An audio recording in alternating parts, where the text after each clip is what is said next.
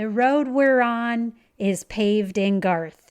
Come along on the journey as we explore Garthology. Think of it more as a conversation. I like that. So if this is truly a conversation, then I say let the conversation begin.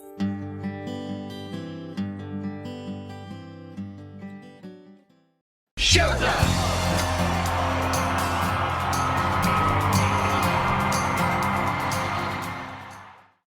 Hey guys, it's Deb. And I'm Pete. And I'm Jess. Welcome back to another episode of Garthology. This is Season 2, Episode 21. And in this episode, we'll be talking about some of our very favorite Garth Brooks and Trisha Yearwood duets. So, to give you a little background, for those of you that may not know anything about Garth Brooks and Trisha Yearwood, let me tell you. Kent Blasey introduced Garth and Trisha in 1987 while both were singing on demos. Their chemistry was crazy good right from the start and has only gotten better through the years. I am certain we will get an entire duet album from them eventually, but until then, we will focus on some of our favorite duets that they have already done. We appreciate you listening in with us again, so let's get right to it. We'll kick it off with Jess and song number 1. Song number 1 is Where Your Road Leads.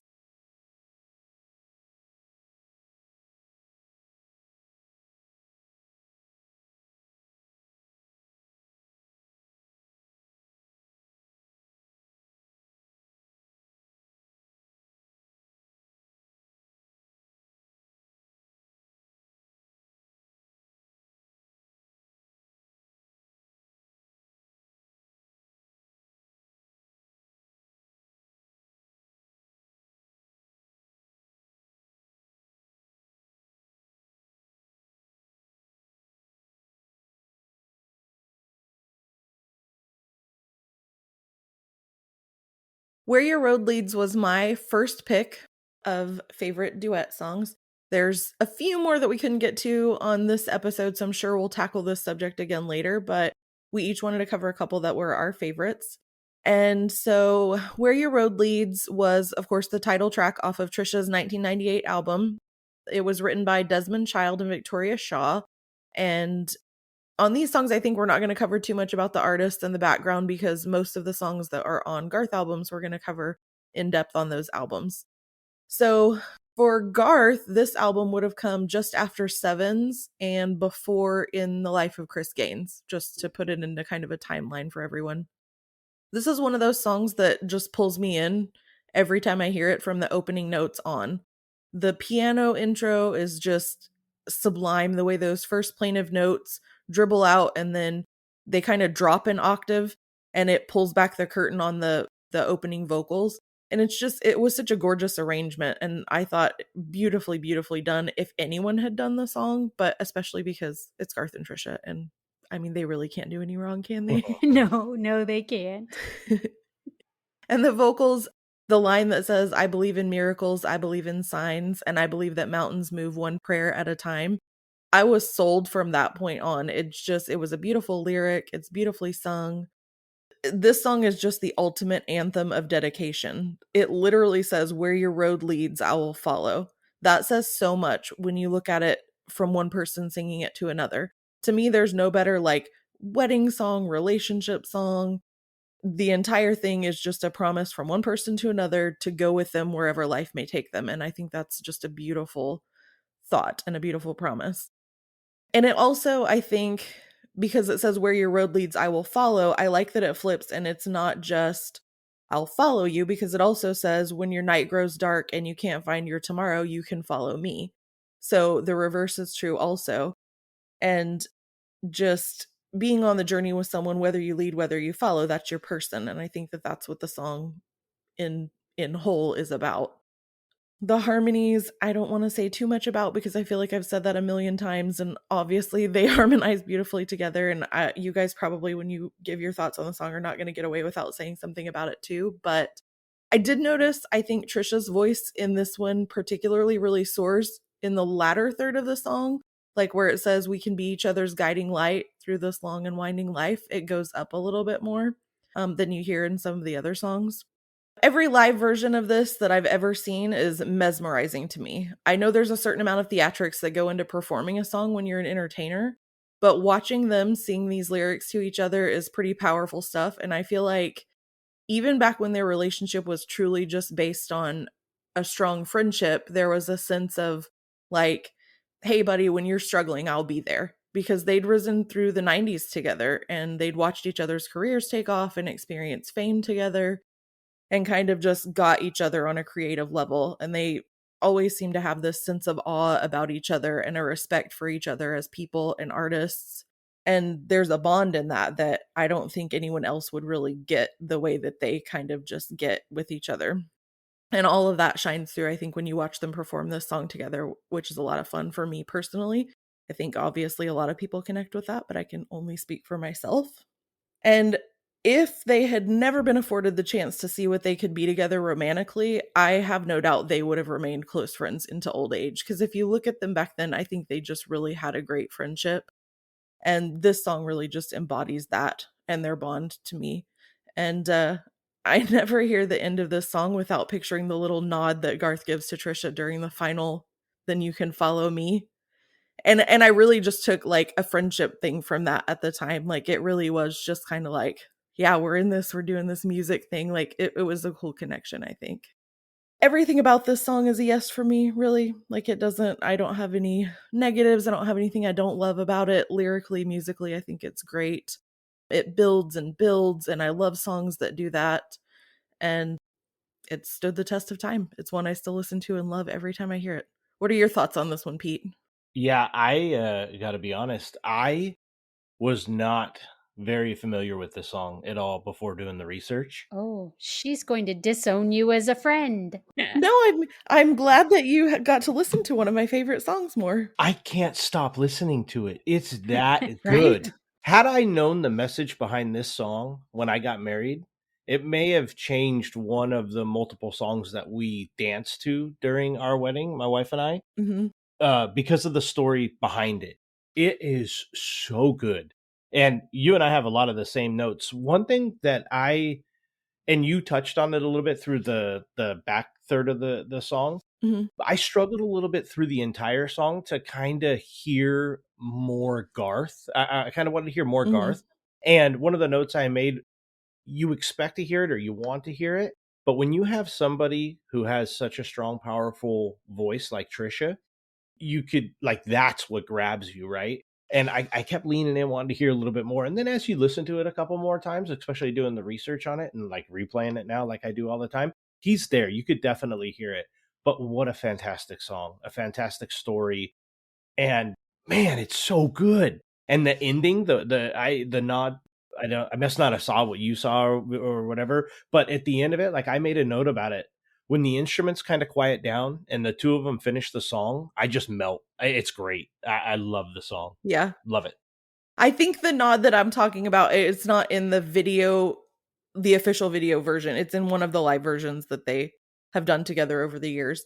But it's funny that you talked about Garth kind of hanging back or hearing it less, because if you watch that official video, which was just a live, version of them performing it, he does kind of stand back and let her take those big moments. Like it's a lot of him watching her and kind of, yeah, in the background, so I had never heard it that way, but you saying that it's funny because you see it live, like what you hear in the song, and that's cool. Yeah, such a good song. Like it wasn't on my playlist. Like it's favorited there now. Like I love it. It is so good. Oh, go play it for Steph. Go send it out to her. Exactly right. Just tag her on it or something. Make all of her friends. Oh, what about you?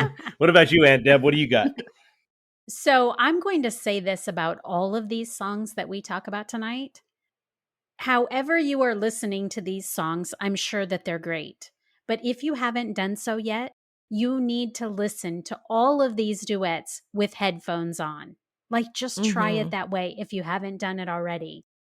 These songs are amazing anyway, but if you listen to them with headphones on, Trisha singing the first words of this song, I get goosebumps every single time. Like her voice is just perfection that I can't, I'm almost speechless. And so now I don't want to listen to this song any other way than with headphones on, because it's just amazing. And Garth recently mentioned on an Inside Studio G that Trisha has not yet been inducted into the Country Music Hall of Fame. That's insane to me. I can't believe it. This album came out in 1998, and she should have immediately been inducted at that moment. I don't know who's in charge of picking those people. That person needs to be relieved of their job duties because they don't know what they're doing. Yeah, they're broken. It's absurd. It's absolutely a travesty that she is not a member yet. She's remarkable in this song, and the music in it matches her note for note. Like, she reaches it, the music reaches for it, and it's just perfect, every piece of it.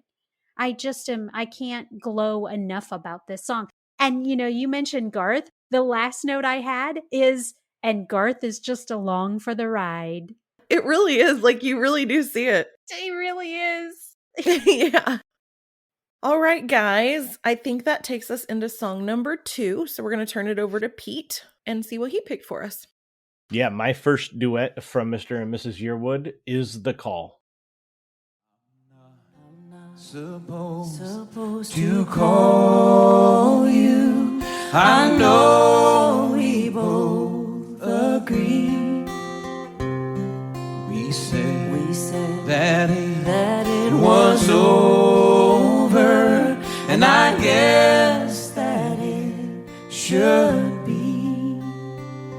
But I can't get you off.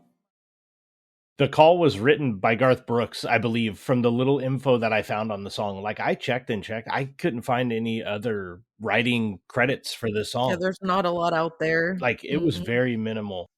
That also took me to think, like, how has this song never been released on an album? I know. It is so good.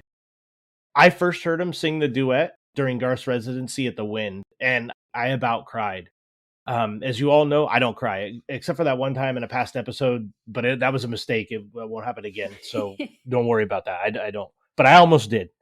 If none of you have heard this song, I highly recommend that you go and watch the DVD of Garth live at the Wind. Just skip right to it.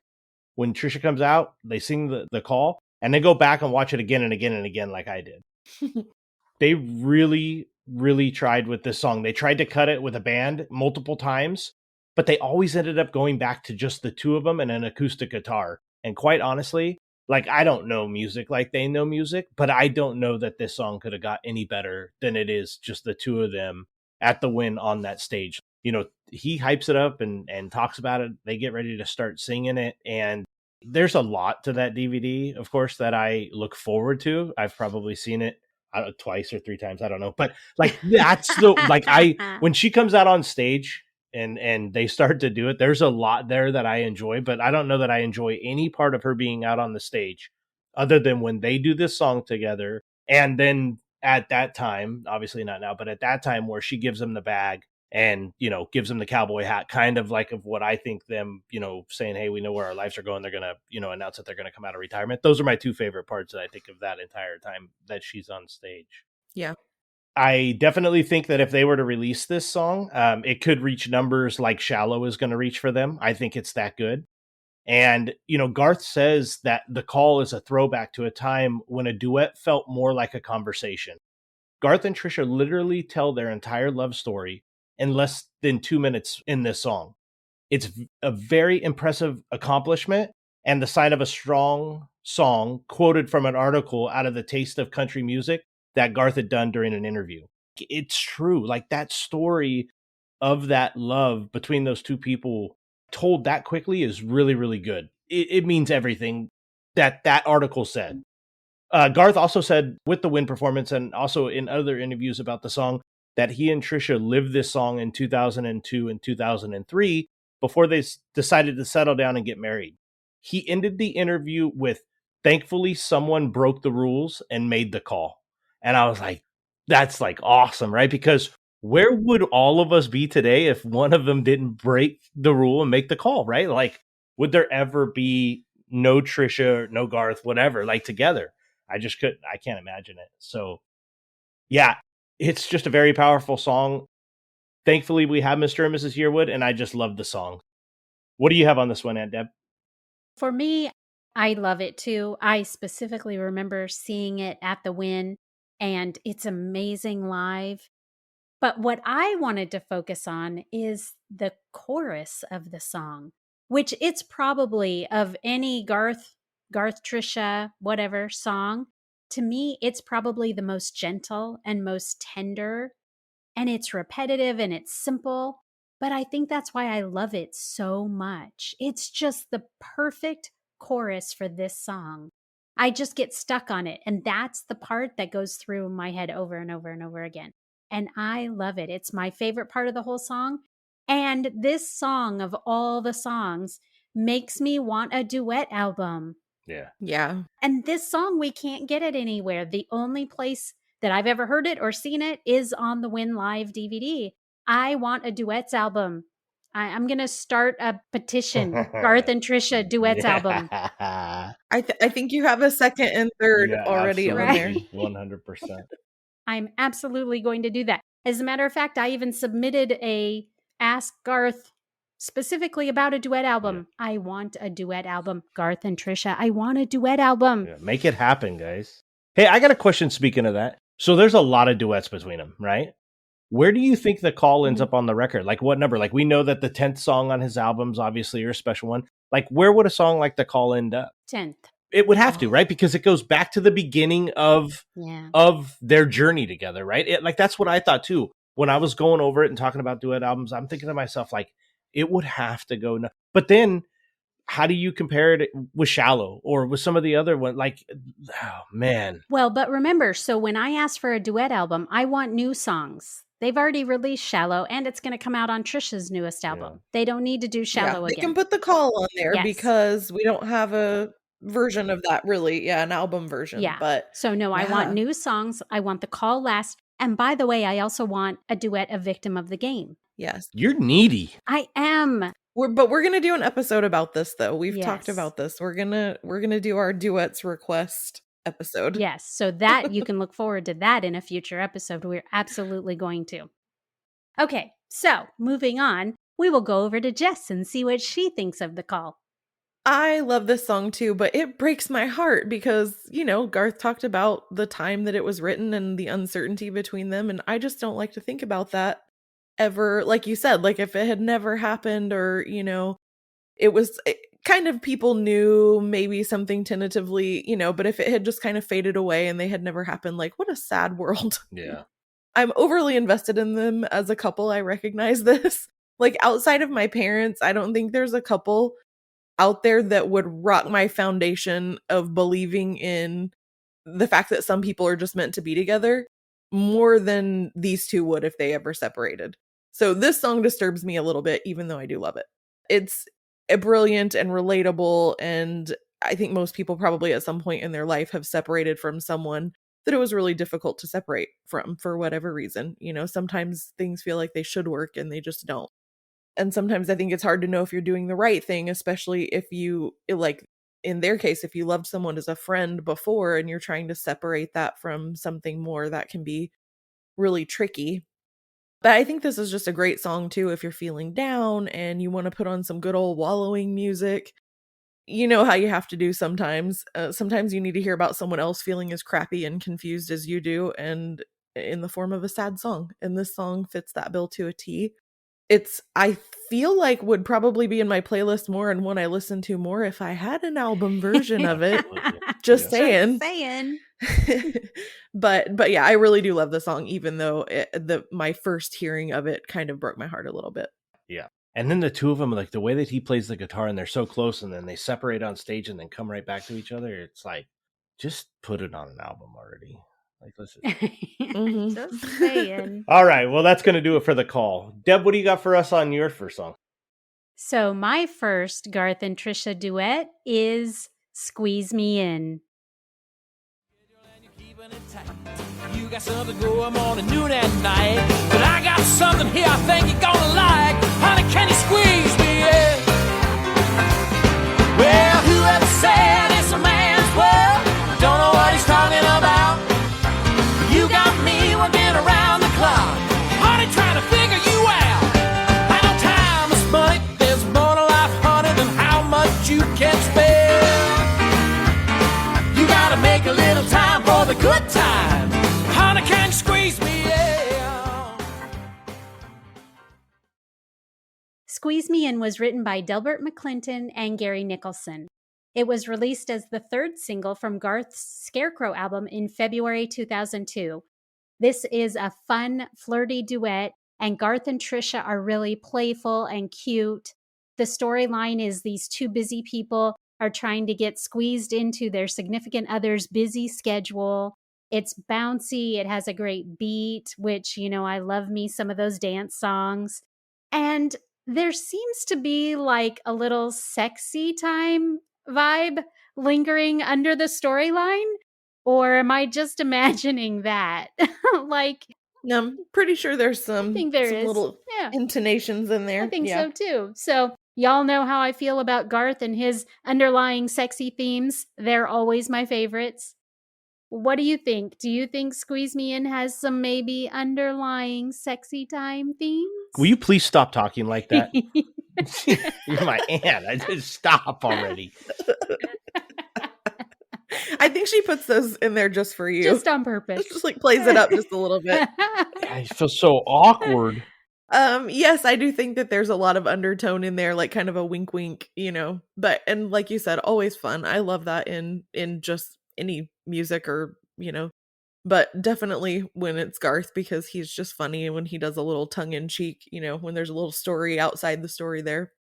This song is definitely at the opposite end of the spectrum from the previous one, so we've totally swung the other way. It is very sassy and flirty, and it gets you to move around. Musically, it's, just guitar and piano rocking all over the place, and the drums tearing it up, and all of it blends together and is just a blast to listen to. And I think my favorite part about this song is just the give and take, like the back and forth. It's a fun conversation between two people, especially if you're watching it live. Like it's very fun to watch, but you can hear it in the song without watching it. I remember playing the Scarecrow album for my dad back when it first came out, and he loved this song. Still does, actually. So it always kind of stays with me that I was like, oh, this is one that dad liked. I love hearing Trisha kind of growl a little bit here and there and get a little gritty, like on the I know time is money line, because she doesn't always do that. And as far as upbeat duets go, this is definitely the most playful one, I think. A lot of their duets are more, sedate than this.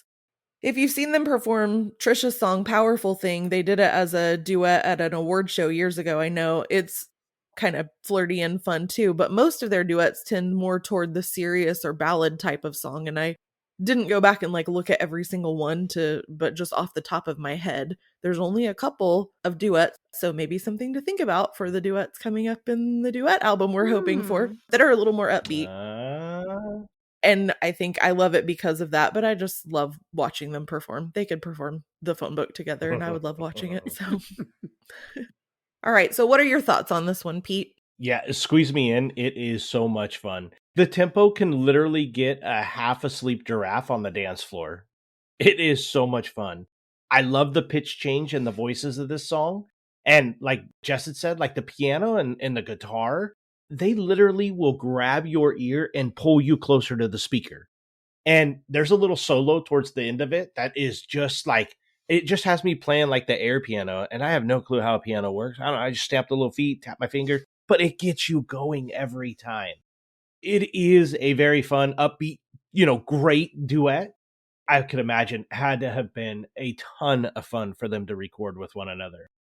If you're kind of ever just sitting around listening, like this song comes in, it makes you want to get up and go to the dance floor. It's a lot of fun. Mm-hmm. So I have a question. Did you just say that it'll get a half asleep giraffe onto a dance floor? That's what I said. Yeah. The tempo can get a half asleep giraffe on a dance floor. It's in my notes. Yeah. Just wanted to make sure I heard that right. Absolutely. All right. That wraps it up for each of our first picks for favorite Garth Brooks and Trisha Yearwood duets. Now, let's go over to Pete for shout-outs. Shout-outs.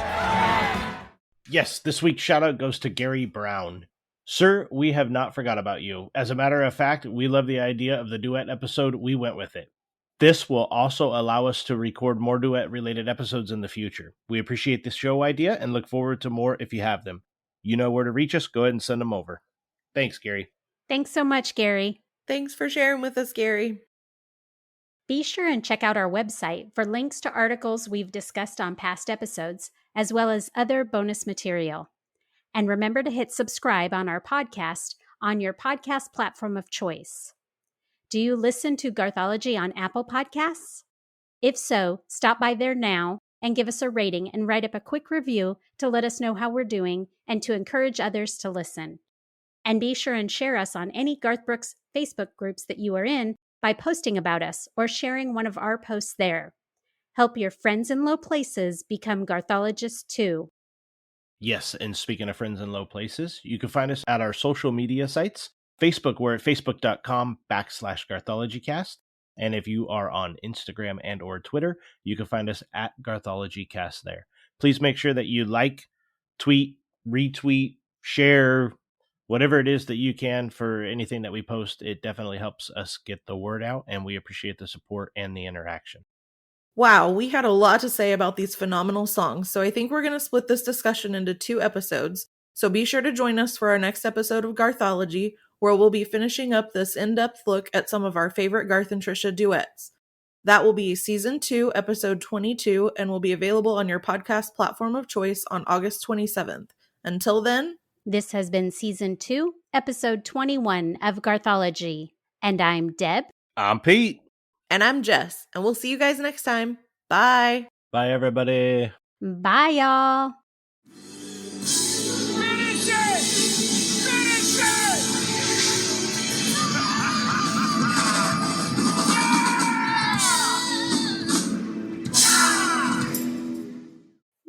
Half asleep giraffe. Now